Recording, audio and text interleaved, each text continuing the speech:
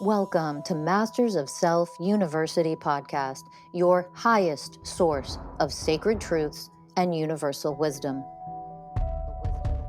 Hello, beautiful souls. I'm Rachel Fiori, mystic, spiritual teacher, psychic healer, and founder of Masters of Self University.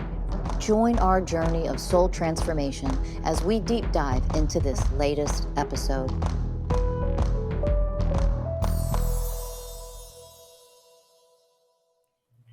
Hello, everyone, and welcome to another episode of Masters of Self University podcast. I'm your host, Ellie Lee, and today we are joined with MSU Mystical Life Coach Rachel Baker, everybody. Rachel, welcome. Your topic today, I think, many people can relate to. I think it's something that is not talked a lot because there's so much, at least for me, there's a lot of shame behind why I've abused my body in so many different ways. And before we went into this episode, we were really talking about bulimia. Such a fun topic. It's something I can deeply resonate and relate to. But I'd love to pass the torch on to you right now. And why did you pick this topic? And how is it a big part of your journey? Because the work with MSU and what I've been doing to heal myself deeply, I've been able to look at eating disorder in a very different way, and it started in 1994. I was in college and I had a 6-year stint with bulimia. And Wow. From 1994 till 2000. And it's interesting because in 2000, I decided, and this is part of what I'm going to get into here, but I decided in 2000 that I wasn't going to do it anymore, that I didn't want to do that anymore. And I left an abusive relationship, a situation where there was emotional violence that turned into physical violence at the end. And I signed up for Ironman triathlon. And I thought, if I'm going to do triathlon, I can't be puking up every meal. I'm going to need energy. And it was like that. However, in the stint, whatever it was, I would do a little bit of research, like what causes bulimia? What can I do to actually help myself? Because there was a point. So when you first start throwing up, you're really relieved. You're like, ooh, I can eat a bunch of food and then I can throw it up and then I'm relieved. Like, it's pretty awesome. Yep. And I was a really good purger. I never had to stick my fingers down my throat. So all I had to do was lean over and put my hands on my stomach and all my food would come out. Wow. It was awesome. Like, I thought that I had some kind of like major gift. I know this sounds so ludicrous, but maybe you can relate. Yep. That I was relieved. And so I would get it all out and then I was relieved and I would move on. Well, you get more used to doing it. And then it's almost like a drug. Yeah. You release a drug in your own body and you're like, I love the feeling of a full purge because it releases this, yes.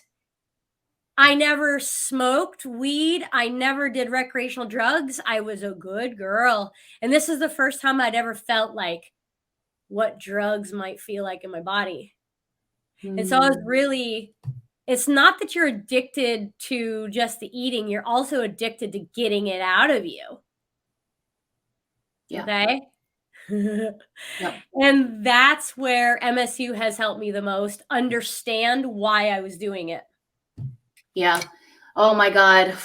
I got a little teary-eyed when you were talking about that because that's what it was. It was, first of all, I've always had a very unhealthy relationship with food. I think it's definitely come from a parent of mine, but also that was the way that I coped with my emotions. And on top of that, I was always like a quote unquote chubby kid. And so I was really body shamed for like not being thin and all of these things. And then when I started throwing up my food, when you start talking about it, I was like, man, this is so psychological. And like, you convince yourself that what you're doing is actually awesome. So for me, it was like the idea that I could eat anything, I could eat everything. And then when nobody's watching, I could go and throw it up. And so I could have the taste. I could have it go down and then I could purge it, which then another sick way was like, I'm restarting again, which means I could eat more and then I could throw it up again. And I convinced myself like that was okay. Like there was nothing wrong with that. And it literally wasn't until my friends heard me in the bathroom and they confronted me where they were like, this is a problem, right? And I looked at them, I was like, how? I don't understand. It's not hurting you. And like, it's not hurting me, so like, how is it a problem? I didn't understand emotionally what was actually causing me to go into, it became an addiction for me. Like it was every meal for me too. Yeah. And I remember this, I had this one memory as I'm talking, I was living with my roommates and I needed to throw up. And so I pretended to put on the shower and I threw up and then I clogged the toilet and I couldn't get the toilet down because there was so much that I purged. This is really sad now I'm talking about it. So I had to literally dig out everything from the toilet and put it down the shower drain so that I could get away with it. And so you did 6 years, I did a year, but it continued on. Like it wasn't all the time, but I was definitely doing it like once every 2 months or twice every 6 months. And eventually like I ended up through this work, like really healing that. But man, it is a deadly, sly addiction. Totally, because, well, you want to get into some of the roots of it. Yeah, let's do it. Oh my God, you've lost so much weight. Right. You look great. Oh, it must be so nice to not have to worry about weight. Wow. I wish I could wear a size 2. Congratulations. Yeah. Congratulations for being skinny.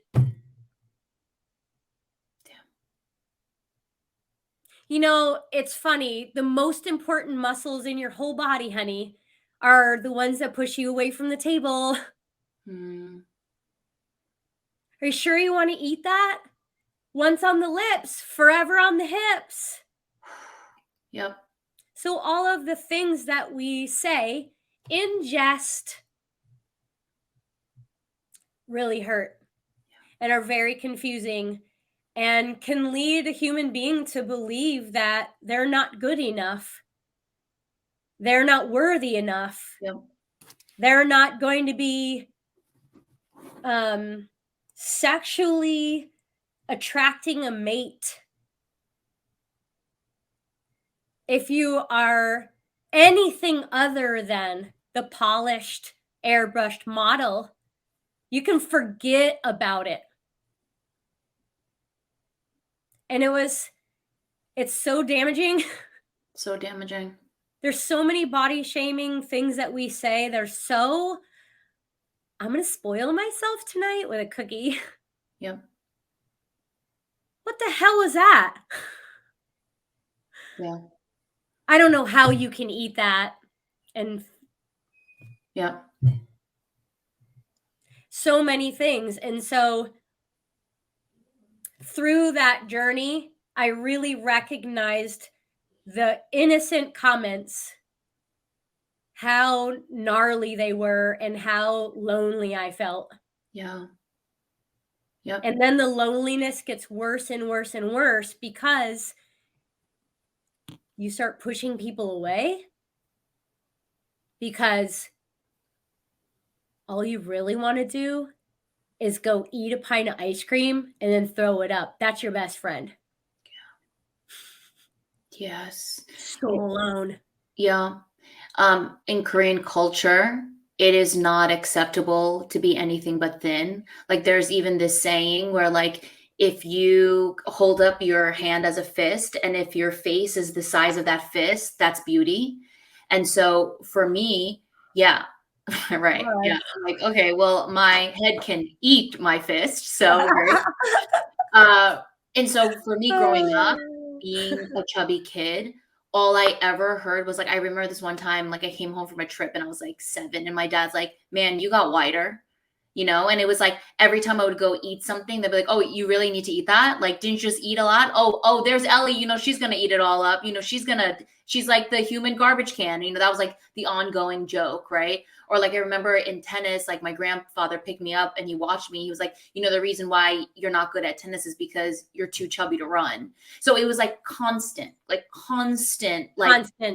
talking about me, constant talk. And so after a while, as a child, you start to believe, well, I'm not that good because of the way that I look. And also you and I, we're not Gen Zs. And, when I look at the world now, it's like, the body is more acceptable, right? So like there's plus size and all these things. But when I was growing up, like the late 80s, like, no. Are you kidding me?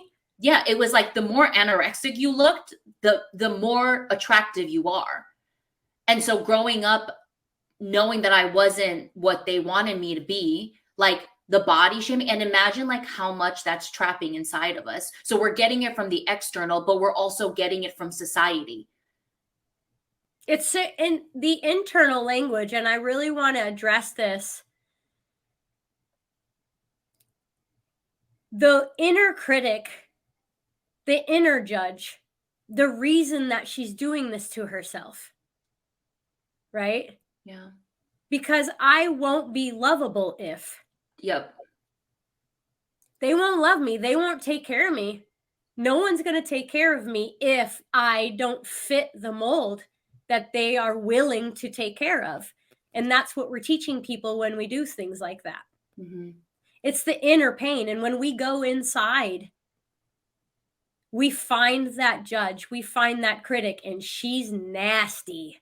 Yeah. Right? Go try on that dress. Go look in those mirrors. They tweak those mirrors. Oh, you got a lot of bravery to wear a two-piece suit after you've had a couple of kids. That's brave. Yeah. Yeah. So it's hard definitely what we do to each other, but it's even harder that we're doing it to ourselves. Yeah. Inside that inner language, because I remember the moment that the trigger switched in me. I was beating myself up because I needed to be in a cheerleading skirt. I was 89 pounds in college. Wow. And I was on the cheer team. And if you got any bigger than that skirt, you're going to be too heavy to throw around. And the freshman year, a lot of people gain the freshman 15 or whatever. I might have gained a freshman 5. And one of the guys that I was flirting with, and he was flirting with me at this time, he goes, you better, you might want to ease up on the waffles at the commissary or whatever you call the cafeteria. And I was like, why? He's like, well, you know about the freshman 15, right? You don't want to lose that 6-pack, girl. And that was the day. That was the switch. I was like, I'm throwing this shit up. Wow. Oh my God, I've got a gift. I don't ever have to be fat like them. I don't ever have to be shamed by that guy. And that was like the kickstart of it. And I went, me by now, Ellie, like when I take it to the moon. I took that thing to the moon. And it was like an obsession for a little while, but I was in so much pain. I was under so much stress. Got to keep the scholarship. Got to stay in the skirt. Got to try to find your path. Yeah. And it was just so much pressure, and I was so alone. And I think I was so alone in college that it was my only like outlet, right? Mm-hmm. But it was the deep pain. And those who are listening, like this podcast is going to be a huge trigger alert for you. Yeah. And you already know that it's in you to turn this around. I knew at every second in that whole 6 years that at any moment I could decide that this is done and I will do it. But you don't know why you won't do it. That's exactly it. That's why, like, what they teach you out there is fix a behavior with a behavior. Yes. In reality, if you're not healing the energy that created the behavior in the first place, you're never going to heal. It's going to constantly come back. You're going to constantly fall back over and over and over again until you address and go into what's creating you to go into the bathroom and throw up. You're just going to sign up for Ironman triathlon and beat the shit out of yourself that way. Just because you're not throwing up doesn't mean you're not harming yourself. Right. Yeah. Not that Ironman triathlon was abusive in any way, shape, or form. It's how you use it, right? Exactly. I was using it at the front end of my triathlon career. I was not healthy. Yeah. I had to learn how to care for myself because I really cared about being a good triathlete. I had to learn. I taught myself self-care of the physical form, right? So I could race well. But all the while, all of this is to bury down the pain. And one of the things that I signed up for MSU for, like one of the specific reasons, like I've always been really physically fit, but emotionally injured, out of shape. I needed to get emotionally fit. And that this work has been like it's been like 100-mile training. Marathon's too short. Way too short for this one. This is like the Tour de France. Yeah. It's like the Tour de France of emotional training, y'all. Times 10. Yep. Yep. But those behaviors, they don't exist anymore. It's amazing. Bulimia left me I left that alone 20 years ago. Yeah. But other things, there's always creepsters, like other things will be a creepster in your life. Yeah. And then you got to pull it up. You have to pull up the self-loathing. You have to pull up the self-hatred. You have to pull up the judgment. You have to pull up the control issues. Yeah. Mm-hmm. When I look back on what caused me to do that, I started doing that when I was around 25.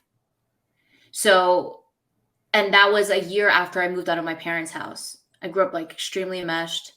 I didn't leave until very much older, and I was going for my career. And I think that there was so much trapped emotion that I've never processed any pain. Like, sure, did I cry? Did I have depressive cycles? Did I not get out of bed? But it doesn't actually mean I was processing. I was just constantly trying to get by. Every time I would get hit, I'd be like, when is this going to be over? It was just like a waiting game, but I wasn't actually processing anything. Right. And so I think that everything caught up to me at that time. And the only way that I've ever known how to feel anything is by hurting myself. So I even talk about, there was like a whole year where I was like really into cutting, because that was a way that I could punish myself. That was a way that I could, quote unquote, process everything that was inside of me, because no one was teaching me how to feel anything, right? Yes, I was crying, but I wasn't, it was just pouring out in that way, but it wasn't actually healing or anything, or I wasn't embracing or loving myself through any of that. And then when I got caught with that, I was like, I have to go do something else. And then that's when the bulimia thing started really happening. And I knew that I hit a block when I threw up and my eye started bleeding because I popped a vessel. And looking in the mirror and seeing blood coming out of my eyes, that was what it took for me to see and realize, oh, I think this is the Mm. problem. That'll 'Cause do it. yeah, that'll do it. Because even my friends confronting me, I still was like, "Well, I'll just do it when you're not here. Then you won't Mhm. know. And when you are here, I'll never do it, so you think that I'm not doing it." But then when I saw the blood come out of my eye, I was like, "Ellie, this is something deep." But I still didn't have the tools to really understand what was the reason why I was doing this in the first place. And it's because I was such an emotional, sensitive child. I've always felt everything. And then I grew up in a household that didn't know how to nurture any of that, and there was a lot of emotional abuse in many ways. And so I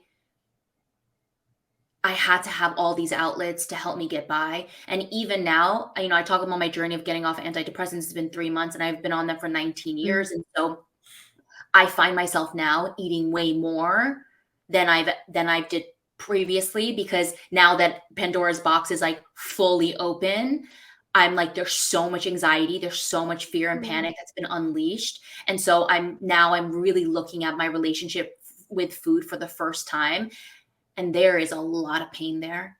And I think that I get by because, like, well, everybody eats. That's something Mm. that we have to do. But it's like, Ellie, the line where it's abuse now. And so, Mm. like, it's a journey that I know is going to take me a while, and I'm just stepping into it. But it is also scary for me to really face that, because the depths of this one go real Yeah. deep for me.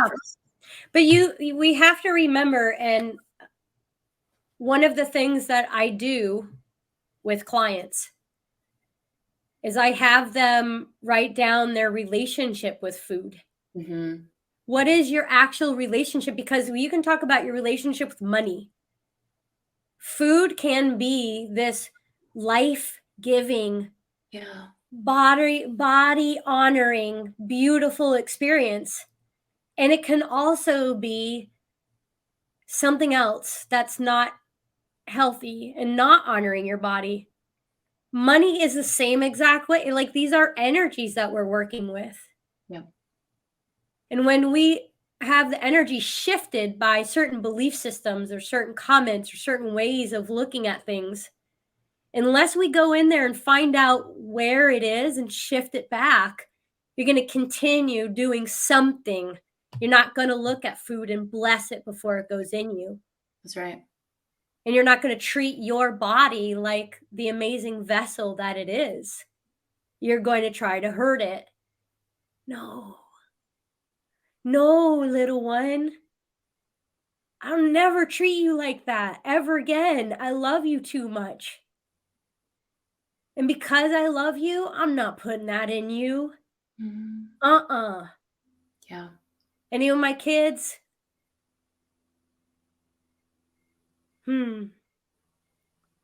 I just recognize the gifts, like, to give these kids such a gift when I say, "Oh, mommy, can I have the candy?" What does your body say? You've had the candy before, so your body knows what it's like to have it in there. What does your body say?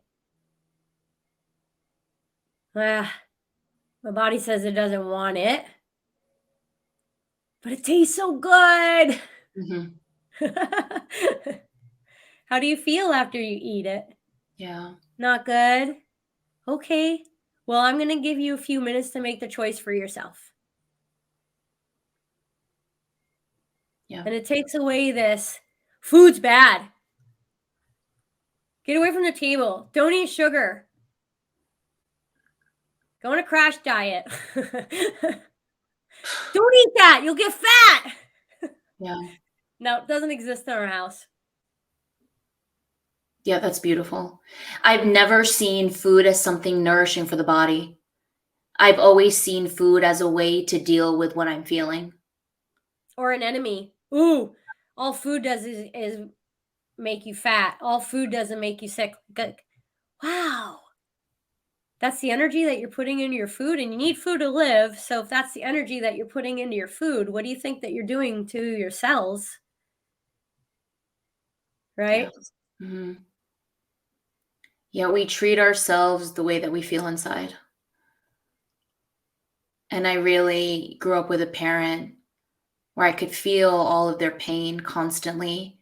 And the way they coped with it was, oh my God, the obsession with exercising, and then the binging, and then the every diet. I mean, I witnessed one of my parents go on every single diet that's ever been made. And so of course that's going to affect the child as well. And I wasn't a skinny kid, so like seeing this person shit on themselves for the way they looked, automatically I absorbed all of that. And Yeah. then my worth is based on what I look on the outside. And in the inside is just a lonely, lonely, sad little girl who's just, instead of getting loved, I'm just shoving food down her throat so that she can deal with whatever's coming up.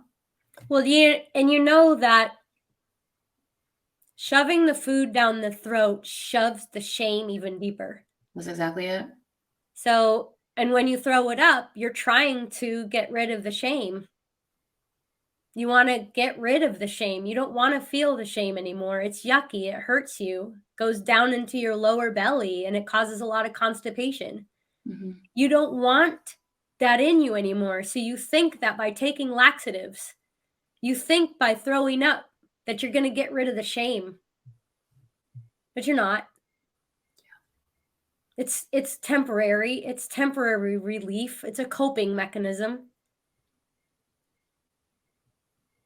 And when we learn this method and we transmute and we alchemize at the deepest level possible, then you get to, I'm going to get teary-eyed because I can feel all these girls out there right now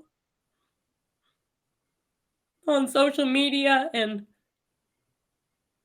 learning what you're learning about your body and feeling like maybe you're an object of somebody's sexual desires. That the shame that you feel right now can be taken care of by you when you learn the tools. I promise you that it's not just some genetic thing that you've got, honey. And it's not serotonin, it's not dopamine, it's not all these things. It's in here. And I know I'm about to get confronted with all kinds of naysayers. But I live this. And I remember, Ellie, looking up what causes bulimia. I went to the library at the university and I looked it up. The current thing, I don't even remember the name of the document that I was looking at, but I read through these medical documents about what causes it. And I remember seeing that I was flawed at the core. Shit, I'm flawed. This is a serotonin issue. Because my brain doesn't release enough serotonin, I will always live with this problem. And that got locked in me for a while. And then I was like, what if it isn't serotonin, though? What if it's something else? What if it's pain? Just what if? I don't know. And I didn't do anything else with that question at that time. I just was like in a what if state.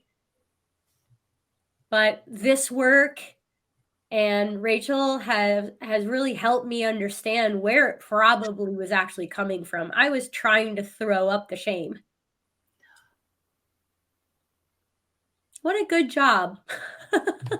Like that's kind of all I had at that time, right? Like, what a good job. You knew something was in there and you knew you wanted to get it out. And you were just doing the very best that you could with what you had at the time. You knew it was in there. You knew it needed to come out. Yeah. And I'm not laughing at, I'm laughing with, because it's a lived experience, Yeah. So can you go into a little bit of, how this work has helped you really understand and see the core root of this pain?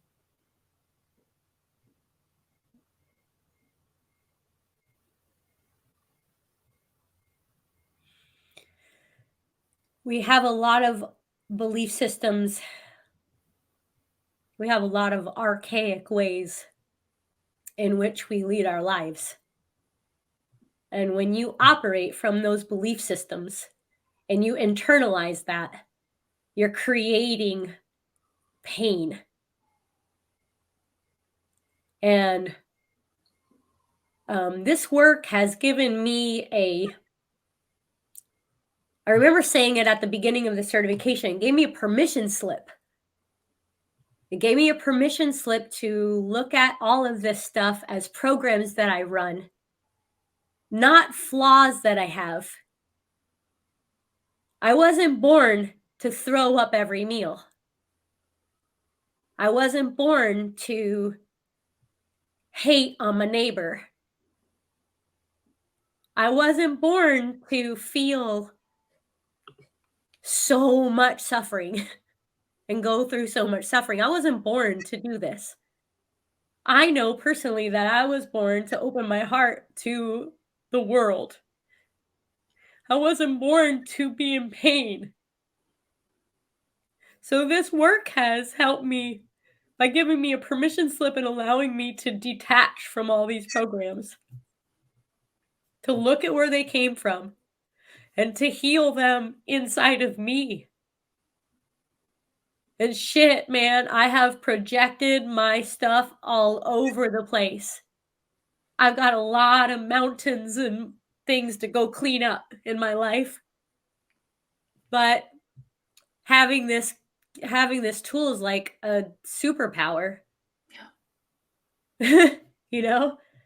I'm like Harry Potter. I'm like Harry Potter. Yeah. Yeah, this work teaches you to let it be here. Yeah. Not bury it down, not throw it up, not cut yourself away from it. It's just to be like, oh, you're experiencing fear right now because you have to make this big decision that you really don't want to have to make, but you're going to have to make it, and you're experiencing a lot of fear right now. Oh, what does it feel to have this much fear come up? What's that like?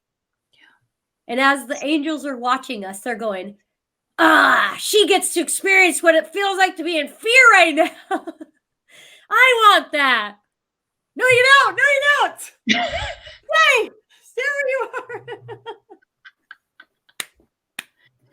Yeah. Stay where you are. You're good. Don't move. You know, I always say with this work, there's nowhere to hide. There's nowhere to hide. Everything is, because you constantly just have to ask yourself, well, what programs am I running right now? And learning how to embrace these programs. Like I still run a resistance program for sure. I think for me, it's like I've been in pain for so long that I actually now have to learn how to love it. It's like a whole other challenge in itself. But it's like the moments where I acknowledge the resistance program, the moment I go, all right, resistance, you are so strong right now. And I know how much you do not want me to feel the depths of this, and that's okay. Like learning how to honor myself and learning, because in doing that, I'm loving that little girl that never got what she got. Yeah. And it's like I'm constantly faced with, do you keep wanting to neglect her? Because she's been neglected for so long. Do you keep wanting her to feel this loneliness, this hate, this shame, this guilt?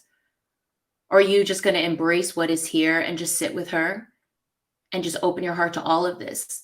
The moment you start to really understand how to do that, this is really when healing really begins. I think a lot of people out there is like, oh, your heart's gotta bust open and light's gotta stream through your crown chakra and you gotta blow up with light. It's like, no, you heal when you don't shame what is here. Yeah. Yeah. And that's an understatement. Everybody wants this profound epiphany thing to happen to them. Yeah. And unfortunately, not too many of us are going to get hit by a bolt of lightning. Some of us are going to have to deal with tiny little crumbs that come up a little bit at a time. And you're like, are you ever going to end? Yeah. And just when you think nothing's going to trigger you anymore, the biggest one comes out of nowhere, and it's like a brick to the side of the head. Yep. And you're laid up in bed for 3 days wondering, seriously? Yeah. Seriously? Yeah, seriously. Yes. Because unfortunately, and I'm really super sorry about this, but no one really taught you how to be there for yourself. Yeah. And it wasn't their job to be there for you every second of the day. It's your job to be there for yourself every second of the day. I mean, if your parents even knew how easy this could have been. Well, I don't like to bring my kids in and make it personal because I respect them and want them to be of age, right, before sharing a lot of details about them. However, I watched my son last week, and he was pissed as a rattlesnake because we had signed up for gymnastics, a certain block of gymnastics classes, and he's been playing with his baseball team. Now, the team had lost every game, but he went to gymnastics that day and didn't get to go to the game when they won. So they won and he wasn't there. He was so angry. And having this tool, I sat there with him. I let him be angry for as long as he wanted to be angry. I let him say whatever he needed to say. He purged all the anger right in front of me, and we alchemized it and transmuted it together as a team. My daughter comes up and says, "Don't worry, Mateo, it'll be okay." And he's like, "You couldn't have said something worse." I said, "Dang, did you hear that, everybody in the house?" He's feeling angry right now. Yeah. No, it's not going to be okay. In this moment for him, it feels like crap. Yeah. He wanted to be at the game. He wasn't at the game. They won. He's only been at games that they lost. Like, imagine how crushing that is for this kid. Let him feel it. Yeah. And he felt it for about 10 minutes. I kept kind of checking in with him, right? Anger, sadness, tears, the pouring. And then he looks up and he's like, "Hey, Mom." "Yeah, Mateo." "What's for dinner?" Beautiful. Can you imagine if we had parents who allowed us to process our pain in that beautiful way? Like, oh my God. Wow. It's almost, I mean, I don't want to say comical because this, like, there's a lot of pain in here. There's a lot of pain packed up in this piece right here. Yeah. But it's almost comical to me at this point. "Oh, Ayla, I can tell that you're feeling so frustrated about that right now. How does that feel in your body?" "Oh, I know, honey. Let that come up. Let that come up into your heart. Oh, can you open your heart to that right now?" Wow. "No, I want to live in another house." How does that feel to want to live in another house? How's that feel? "I need to scream right now." "Okay, well, let me know when it's going to happen so I can close my ears because it really hurts my ears when you scream like that." "You can let me know and I'll close my ears and you just scream all you want." So thank you. Yeah. Thank you for these tools and for this superpower. Wow. Truly. I think you and I can relate to this. All we've ever taught is to look outside of ourselves to quote unquote heal or to feel better and all of these things. And for me, like, I've been constantly dismissed and from the way that I feel. And, what we're doing now is we're really helping our inner children process with an open heart and to heal this so they can grow up, and so that we don't carry that anymore, and so that they can fully grow up to who they're meant to grow up. And, you know, so many of us are emotionally trapped at so many different ages. And man, you know, and this is nothing to, our journeys were meant to be the way that they were. But this is what it means. Like, this is how we heal generational traumas. Like, you as a mother, as you heal yourself, like, this is what you're passing on to your children. Like, this is the future. This is the future of humanity. It is wild to think about. Yes. Yes. And it requires you to show up for yourself constantly. Yes. Yeah, it's really But beautiful. I'll share this with you because it's a huge testimonial for the work. There's a lot of anger being purged right now in the world. There's a lot. Yeah. On purpose. Like, energetically, this is on purpose. It has to be. This woman, I was taking Ayla to buy some new pajamas for a little slumber party she was going to. This woman comes out of nowhere and starts shaming these kids that were playing over on the structure. And she says, "That's just stupid. That's just stupid to let your kids play on that. They're going to get sued for that." Now, obviously, that was like, what kind of statement is that? They're going to sue the kids for play. It doesn't make any sense. She looks at me, and I wasn't part of that group. She looks over at me and she said, "That's just stupid." And so she's looking for my validation, right?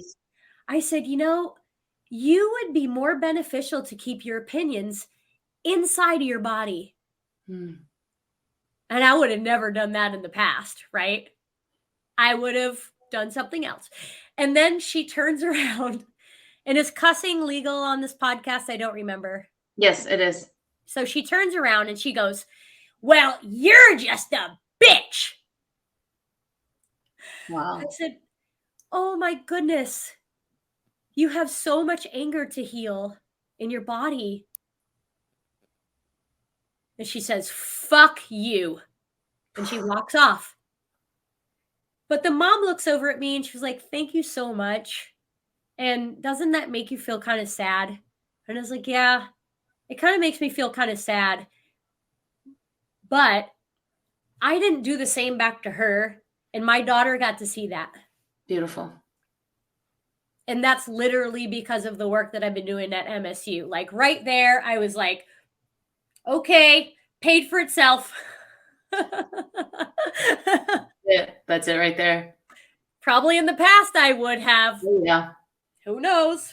Broken a mandible bone, you know. Right. Yeah. And that's how. Back at her. That's how we spread. That's how we constantly spread darkness out there. You know, when we see someone in all of their pain, all of their wounding, and they're projecting it out. I mean, me too. I'm a New Yorker. Like, I spent 11 years screaming at people, you know, and it was like, well, Ellie, what's going on within you? And then this work is like, every time that part of me wants to come out, it's a moment of healing. It's a moment to nurture myself, and also like look at someone else and go, hey, there's a lot of pain in there. I see it. I wasn't triggered. Normally something like that happens and I walk away from it and I'm just fuming, right? My heart's beating and I'm nervous about it. And I wish I would have said that. And I wish I would have said this. Nope. I did exactly what I needed to do in that moment and did not spew, didn't dwell, didn't ruminate, just left it right where it was and gave my daughter a big hug. And to not be triggered in a moment like that, hell yeah, sign me up. Yes, that is the work. That's it. That's it.